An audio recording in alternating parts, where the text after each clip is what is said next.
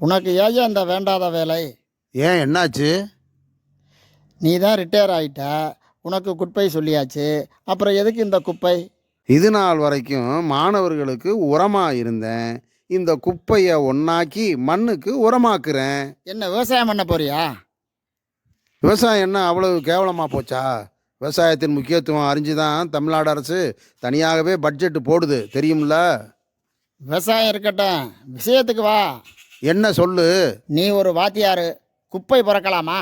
வாத்தியார் என்பவர் மண் மாதிரி இருக்கக்கூடாது, ஒரு முன்மாதிரியாக இருக்கணும். தத்துவம். ஆ, வந்தோமா, பாடம் நடத்தினோமா, போனோமான்னு இருக்கிறத விட்டுட்டு ஆசிரியர் பணி ஒரு அறப்பணி. அதற்கு உன்னை அர்ப்பணி, அதைத்தானே சொல்ல வர்றா? ஒருத்தரை காயப்படுத்துறதும் அதை நியாயப்படுத்துறதும் உன் வேலை, நீ செய். ஓ வேலை? சுகாதாரமாக இருக்கிறதும் சுற்றுப்புறத்தை சுத்தமாக வச்சுக்கிறதும் சம்பளத்துக்கு வேலை பார்க்காம சமூகத்துக்காக சிந்திக்கிறது தான் ஆசிரியர் பணி. அதான் என் வேலையும். ரொம்ப யோசிக்க வைக்கிறியா? யோசிக்க வைக்கிறது மட்டுமில்ல, வாசிக்கவும் வைக்கணும், முடிஞ்சா வாழ்ந்தும் காட்டணும். அணைய திறந்து விட்ட பிறகு வைகை செய்ய முடியாததை உன் செய்கை செய்ய வச்சிருச்சியா? அது சரி, பணி ஓய்வுக்கு பிறகு என்னையா செய்ய போற? பிறந்த பூமியை பச்சை பூமியாக மாற்ற போகிறேன்.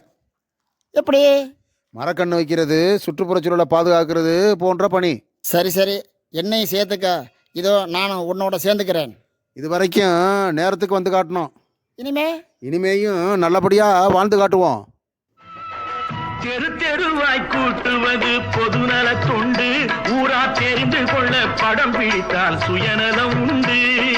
தெரு தெருவாய் கூட்டுவது பொதுநல தொண்டு, ஊரா தெரிந்து கொள்ள படம் பிடித்தால் சுய